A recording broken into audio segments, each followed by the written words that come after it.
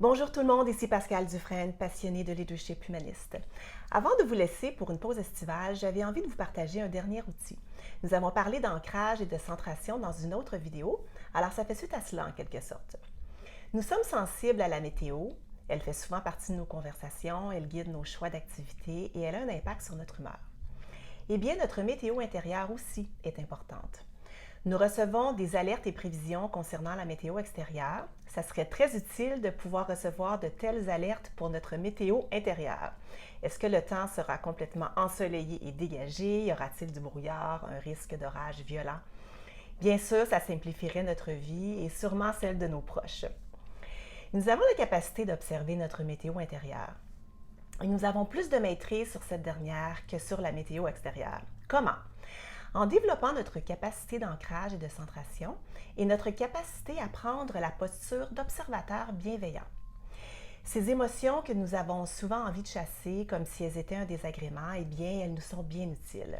Elles dérangent, oui, bien souvent. Elles peuvent déranger notre sentiment de calme et celui des autres. Alors le réflexe est de les ignorer ou de les rationaliser. Les autres aussi peuvent souhaiter que l'on revienne rapidement à un état de calme et ça ne part pas d'une mauvaise intention, ça peut être une incapacité à être en contact avec notre émotion ou parce qu'ils ne souhaitent pas nous voir dans cet état. Alors on va rationaliser ou banaliser, t'en fais pas, calme-toi, il n'y a pas de quoi t'énerver, il y a pire, au moins t'as pas perdu ceci, cela. Bref, on se culpabilise de ressentir ces émotions et on les juge. Nous allons aussi tenter de nous contrôler et de ne pas les laisser paraître, surtout celles qui sont moins acceptées socialement. Ou bien les émotions nous submergent, comme un tsunami qui nous ramasse avec force, et elles prennent le contrôle sur nos mots et nos actions. On a longtemps parlé de la nécessité de se défouler pour faire face aux émotions, se défouler sur un objet ou faire du sport. Donc, se défouler pour laisser passer l'émotion, ça peut avoir un effet à court terme, mais ça peut aussi avoir des effets pervers de rebond, parce qu'au final, ça nous détourne de nous-mêmes et d'aller voir ce qui se passe pour nous en nous. Il est impossible de nier une émotion, elle est là, point. Et d'ailleurs, elles nous sont utiles car elles nous renseignent sur notre état intérieur et également sur notre environnement. Ce sont comme des radars pour comprendre la situation et l'autre, des moteurs qui nous permettent de mobiliser l'énergie pour résoudre un problème. Il n'y a pas de bonnes ou de mauvaises émotions. Les émotions sont positives lorsqu'elles nous permettent de résoudre ici maintenant une situation et négatives lorsqu'elles sont inefficaces dans la gestion de la situation. Et les émotions aident à exprimer un besoin. Identifier l'émotion permet de comprendre le besoin non satisfait et d'y répondre. Si j'ai peur, j'ai peut-être un besoin de protection. Si je suis en colère, un besoin de changement. De la tristesse, j'ai besoin de réconfort. De la joie, peut-être un besoin de partage. On ne peut pas mettre le vent en cage, dit un proverbe, de même qu'on ne peut pas totalement contrôler nos émotions. Mais les meuniers et les marins savaient autrefois se servir du vent, comme aujourd'hui les fabricants d'éoliennes. Donc alors, peut-on se servir de nos émotions en utilisant la force, mais sans se faire emporter ou dominer par elles? Les émotions sont de bons serviteurs, mais de mauvais maîtres. Et c'est cela qu'avoir une bonne intelligence émotionnelle, c'est de faire un bon usage de ces émotions. En être le témoin bienveillant nous permet de mieux les réguler et d'agir avec plus de conscience. Donc, plutôt que de refuser l'émotion, de la refouler ou de se défouler pour la faire passer, la clé est d'accepter pleinement l'expérience que nous sommes en train de vivre, sans juger l'émotion qui se présente, et de voir qu'est-ce que cette émotion est en train de nous dire. Observer sans juger permet de mieux accepter les émotions, de leur donner un sens, et y mettre un mot permet aussi de réduire la charge émotive. Alors voici un exercice de centration qui vous permettra d'observer votre météo intérieure. C'est aussi une question intéressante à poser en début de rencontre, d'une discussion ou d'un coaching. Quelle est votre météo intérieure au début de cette rencontre? Ensoleillé, couvert, avec des risques d'orage, glacial. Ça vous permet de voir quelle est la température de la salle. Cet outil est aussi utile avec les enfants pour développer leur vocabulaire. Ce n'est pas parce que c'est bon pour les enfants que c'est pas bon pour nous. Au contraire, à tout âge, il est bon de développer notre vocabulaire pour exprimer mieux ce que l'on ressent. Alors, le lien sera aussi sous la vidéo si vous désirez avoir la version audio de cet exercice afin de pouvoir l'apporter avec vous où que vous alliez. Alors, à utiliser sans contrainte plusieurs fois par jour.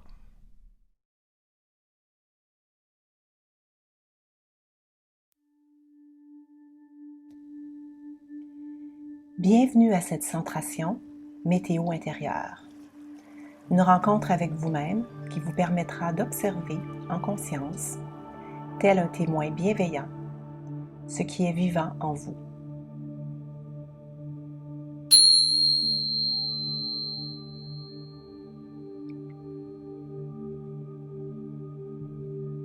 Installez-vous confortablement sur votre chaise. Assoyez-vous avec une posture détendue, mais droite. Idéalement sans vous appuyer sur le dossier de la chaise.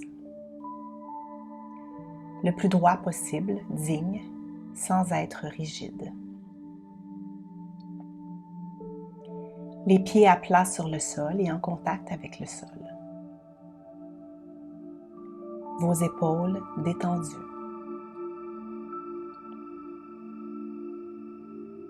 Trouvez un équilibre dans vos muscles abdominaux, une pression égale, centrée et équilibrée, mais pas contractée.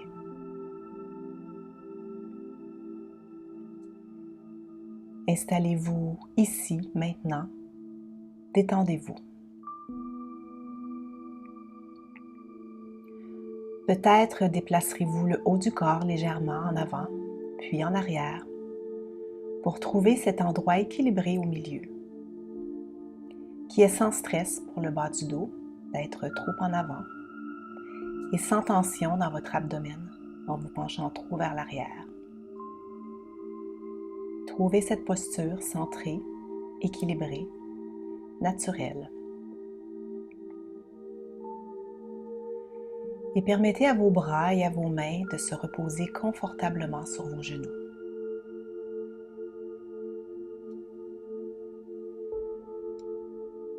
Fermez doucement les yeux maintenant. Ou si vous préférez, baissez-les légèrement vers le sol sans le fixer. Ne regardez rien de précis et fermez partiellement les paupières. Adoptez une vision sereine avec un regard doux, détaché et détendu.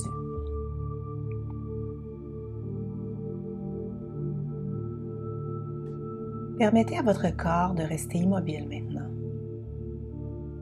alors que vous concentrez votre attention sur vous-même.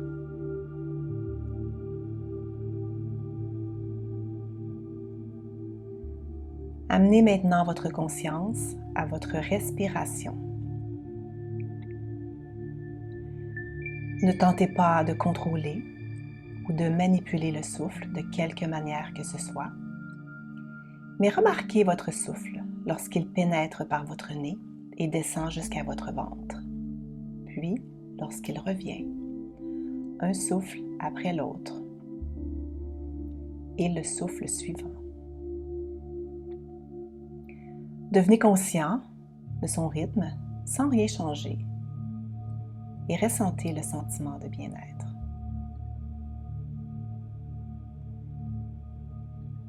Prenez contact avec vos points d'appui sur la chaise et le sol.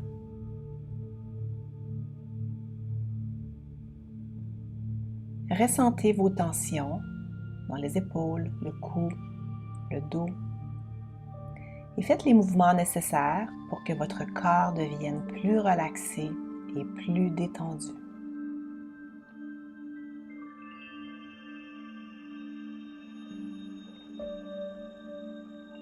Maintenant, portez votre attention vers votre intérieur. Établissez le contact avec vous-même.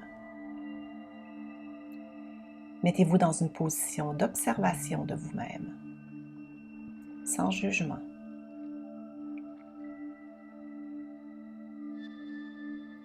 Concentrez-vous sur votre corps. Ressentez-vous de l'inconfort? Quels sont les signes qu'il envoie? Avez-vous des indications particulières, des douleurs, des sensations physiques?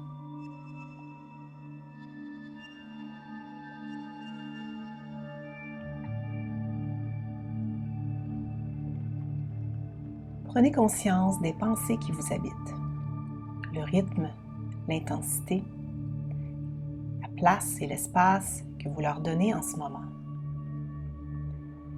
Sont-elles des pensées de compassion envers vous, envers les autres?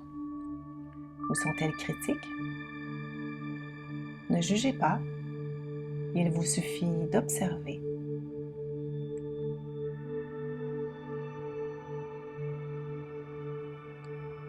Maintenant, vous allez tourner votre attention vers votre monde des émotions. Nous allons observer votre météo intérieure. Que ressentez-vous?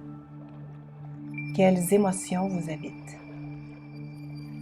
Dans quelle mesure êtes-vous habité et en contact avec vos émotions ici et maintenant? Que détectez-vous? Comment vous sentez-vous? Encore une fois, ne jugez pas. Il suffit d'observer. Qu'y a-t-il pour vous? Est-ce ensoleillé? Vous êtes heureux, détendu, curieux, reconnaissant, excité, inspiré, passionné, créatif, aventureux, stimulé.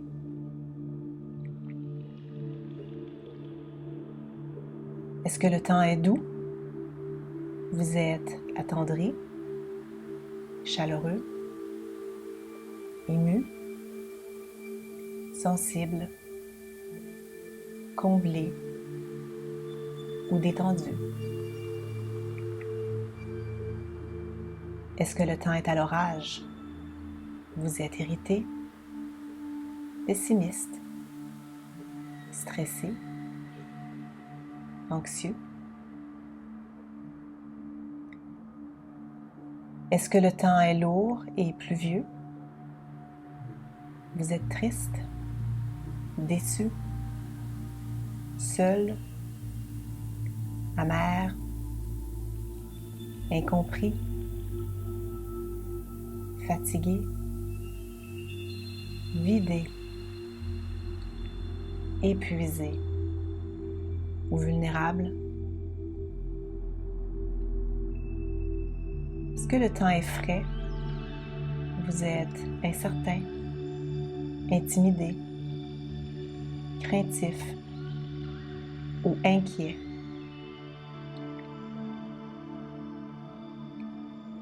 Ou peut-être que le temps est plutôt glacial. Vous êtes indifférent, impuissant.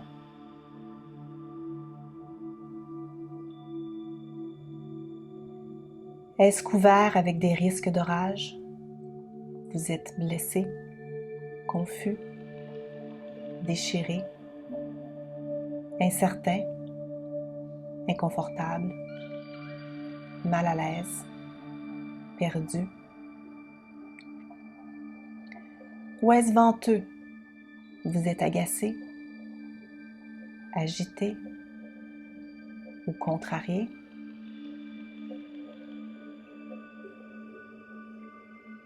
Peut-être sentez-vous la tornade.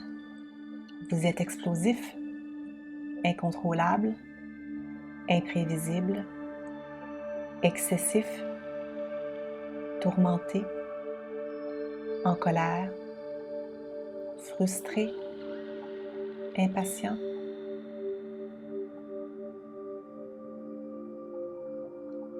Ou peut-être aussi sentez-vous l'éclaircie suite à la pluie et que vous êtes confiant et optimiste.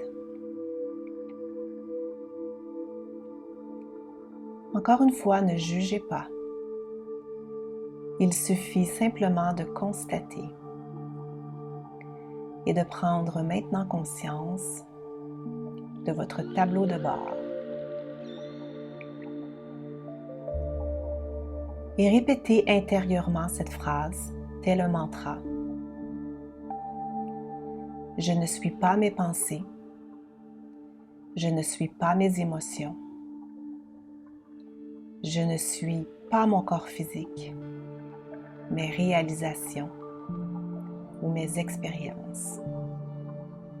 Ici, maintenant, simplement, je suis.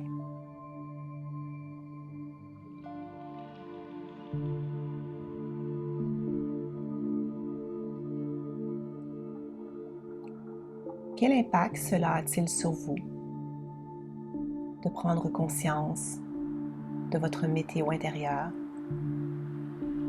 et de faire ces constats.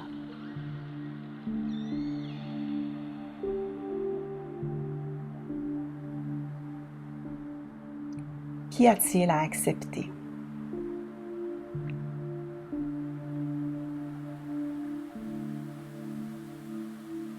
Sur quoi avez-vous envie de lâcher prise?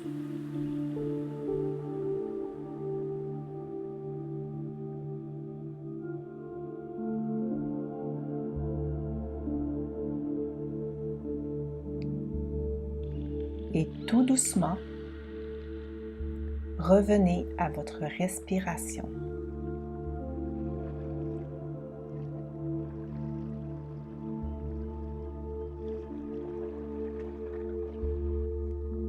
Et quand vous serez prêt, ouvrez doucement les yeux.